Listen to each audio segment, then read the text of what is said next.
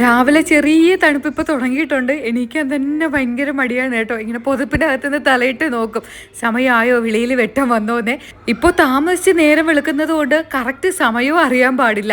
സാധാരണ വെട്ടം വരുമ്പോൾ നമുക്കൊരു ഊഹം ഉണ്ടല്ലോ. ഇതിപ്പോൾ വെട്ടം വന്നില്ലെങ്കിലും 7 മണിയൊക്കെ ആയാലും ഇരുണ്ടിങ്ങനെ കിടക്കുന്നത് കൊണ്ട് സമയമൊന്നും ആയില്ല എന്ന് വിചാരിച്ചങ്ങ് കിടക്കും. അതുകൊണ്ട് രണ്ടുപേരും കുറച്ച് ലേറ്റായിട്ടാണ് ഇപ്പോൾ സ്കൂളിൽ പോകുന്നത്. കാരണം ഞാൻ ഈ ബ്രേക്ക്ഫാസ്റ്റ് ഒക്കെ ഉണ്ടാക്കി കഴിയുമ്പോൾ ശകലം താമസിച്ചു പോകും. അങ്ങനെ ഇന്നലെ ചെയ്യേണ്ടവായിരിക്കും മൊത്തം ഞാൻ കേൾക്കേണ്ടി വന്നു കേട്ടോ.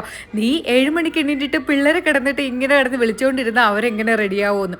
അതുകൊണ്ട് കറക്റ്റ് രാവിലെ 6 മണിക്ക് എണ്ണീറ്റില്ലെങ്കിൽ തലയിൽ കൂടെ വെള്ളം കോരി ഒഴിക്കുമെന്ന് പറഞ്ഞതുകൊണ്ട് ഇന്ന് നേരത്തെ എൻ്റെ ചാടി വീണ് എണ്ണീറ്റ് കേട്ടോ. അപ്പോൾ ഇന്ന് രണ്ടുപേർക്കും കൊടുത്തു വിടാൻ ചപ്പാത്തിയും പനീറുമാണ്. പനീർ ഞാൻ എൻ്റെ രീതിക്ക് ഉണ്ടാക്കുന്നതാണ്. അപ്പോൾ ഞാൻ ആദ്യം എണ്ണ ഒഴിച്ച് അതിലാദ്യം പട്ട, ഏലം, ഗ്രാമ്പു ഇടാനുള്ളതിന് ഞാൻ മറന്നുപോയി.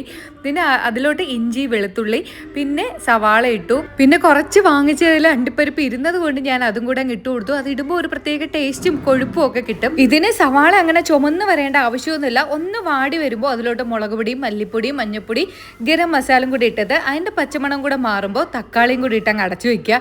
ആ സമയത്തിന് ഞാൻ പിന്നെ ചപ്പാത്തിയുടെ ബോൾസ് ഒക്കെ ആക്കി എടുത്തു കേട്ടോ. ദോശയ്ക്കുള്ള മാവ് ഉണ്ടെങ്കിൽ കുഴപ്പമില്ല, നമുക്ക് പെട്ടെന്ന് കറി മാത്രം ഉണ്ടാക്കിയാൽ ചടപടാതെ ദോശ അങ്ങ് ചുട്ടെടുക്കാം. ഇത് ചപ്പാത്തി ആവുമ്പോഴാണ് ഈ ഒരു പ്രശ്നം. പക്ഷേ ഇപ്പോൾ പിന്നെ രാവിലെ ഇടയ്ക്കിടയ്ക്ക് ചപ്പാത്തി ഉണ്ടാക്കി ഇപ്പോൾ വലിയ മടിയൊന്നുമില്ല. പെട്ടെന്ന് അങ്ങ് ബോൾസൊക്കെ ആക്കി എടുത്തു കഴിഞ്ഞാൽ പരത്താനൊന്നും വലിയ താമസമൊന്നുമില്ല. ഉണ്ടാക്കി പ്രാക്ടീസ് ആയതുകൊണ്ട് ചടപടാതെ അങ്ങ് ഉണ്ടാക്കി എടുക്കും കേട്ടോ. വഴറ്റാനിട്ട തക്കാളിയും കൂടെ നന്നായിട്ടൊന്ന് ഉടഞ്ഞു വരുമ്പോൾ അതിനെ അങ്ങ് തണുക്കാൻ വേണ്ടിയിട്ട് മാറ്റി വയ്ക്കണേ. പിന്നെ ഞാൻ പെട്ടെന്ന് തന്നെ ചപ്പാത്തി മാവൊക്കെ പരത്തിയെടുത്തു. അപ്പോൾ പരത്തി ഞാൻ അങ്ങനെ വയ്ക്കാറില്ല. ഒരു 4-5 എണ്ണമൊക്കെ പരത്തി വെച്ചിട്ട് പിന്നെ ചുട്ടെടുക്കും. പിന്നെ ഈ ചുട്ടുകൊണ്ടിരിക്കുന്നതിൻ്റെ ഇടയിലാണ് പരത്തി വയ്ക്കുന്നത്. അല്ലാതെ എല്ലാം കൂടെ പരത്തി വെച്ചാൽ നമ്മുടെ ചപ്പാത്തി അങ്ങനെ ഒരു നല്ല പെർഫെക്റ്റ് ആയിട്ട് അങ്ങനെ കിട്ടാറില്ല. അപ്പോൾ നമ്മുടെ തക്കാളിയും സവാളയൊക്കെ നന്നായിട്ട് തണുത്തിട്ടുണ്ട്. അതിന് ഞാൻ അങ്ങ് അരച്ചെടുത്തു. പിന്നെ ഞാൻ ഇതിലോട്ട് ക്യാപ്സിക്കം ഇടുന്നുണ്ട്. അപ്പോൾ നിങ്ങൾക്ക് മട്ടർ ഇടാം. അപ്പോൾ ക്യാപ്സിക്കം ഞാൻ കുറച്ചൊന്ന് നെയ്യിൽ വഴറ്റിയിട്ടാണ് ഇട്ട് കൊടുത്തത്. ഇതിലോട്ട് നിങ്ങൾക്ക് ബട്ടർ വേണമെങ്കിലും ഇട്ട് കൊടുക്കാം കേട്ടോ.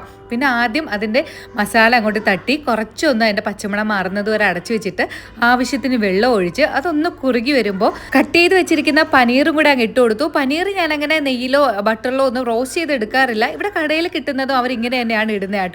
പിന്നെ കുറച്ച് മല്ലിയില, പിന്നെ കസൂരി മേത്തി ഉണ്ടെങ്കിൽ നല്ലതാണ്. അത് എൻ്റെ കയ്യിലില്ലായിരുന്നേ. പിന്നെ പെട്ടെന്ന് തന്നെ 2 പേർക്കുള്ള ലഞ്ചും പാക്ക് ചെയ്തു. അവർക്ക് 2 പേർക്കും ചപ്പാത്തിയും പനീറും ഇഷ്ടമാണ്.